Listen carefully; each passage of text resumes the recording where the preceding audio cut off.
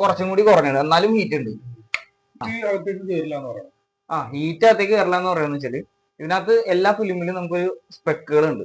അതായത് സാധാരണ എല്ലാവർക്കും അറിയാവുന്ന സ്പെക്ക് എന്ന് പറഞ്ഞിട്ടുണ്ടെങ്കിൽ അതിന്റെ വിസിബിലിറ്റി മാത്രമാണ്. അതായത് ഡാർക്ക് ആണോ ലൈറ്റ് ആണോ, ഇപ്പൊ 50%, 35% എന്നൊക്കെ പറയണത് അതിന്റെ വിസിബിലിറ്റി ആണ്. നമ്മൾ മെയിൻ ആയിട്ട് നോക്കേണ്ടതെന്ന് വെച്ചാൽ അതിനകത്ത് IR എന്ന് പറഞ്ഞ സ്പെക്ക് ഉണ്ട്, ഇൻഫ്രാറെഡ് റിഡക്ഷൻ. അത് എല്ലാ ഫിലിമിലും വ്യത്യാസം ഉണ്ടാവും. അപ്പൊ നമ്മൾ കട്ട ഡാർക്ക് അടിച്ചെന്ന് വിചാരിച്ചിട്ട് വണ്ടിയിലേക്ക് ചൂട് കുറയണമെന്നില്ല. കാരണം ലോക്കൽ ഫിലിമാണ് അടിക്കുന്ന IR റിഡക്ഷൻ കുറവുള്ള ഫിലിമാണെന്നുണ്ടെങ്കിൽ എത്ര ഡാർക്ക് അടിച്ചാലും വെട്ട മാത്രമേ കുറയുള്ളൂ, ചൂടകത്തേക്ക് കയറും. അപ്പൊ നമ്മൾ ഇതിനകത്ത് ചെയ്തു വെച്ചേക്കുന്ന ഫിലിമുകൾ എല്ലാം ലൈറ്റ് ഫിലിമുകളാണ്. ഈ ഓരോ ഫിലിമിനും ഓരോ IR സ്പെക്ക് ഉള്ളതാണ്. അപ്പൊ ഈ സ്പെക്ക് കൂടുന്ന അനുസരിച്ചിട്ട് ഹീറ്റ് കുറയും. ഇതൊരു ഡെമോ ആയിട്ട് നമുക്ക് കാണിച്ചു കൊടുക്കാൻ പറ്റും. ഇതിപ്പോ നല്ല ഹീറ്റ് ഉണ്ട്. ജസ്റ്റ് അടുത്തത് നെക്സ്റ്റ് കുറച്ച് കുറവുണ്ട്. ഹീറ്റ് ഉണ്ട്, അത്യാവശ്യം ഹീറ്റ് ഉണ്ട്. അത് ഇതൊരു 40% ഒക്കെ ഹീറ്റ് കട്ട് ചെയ്യണുള്ളൂ. അപ്പൊ ബാക്കി ഹീറ്റാണ് നമുക്ക് കയ്യിലടിക്കുന്നത്.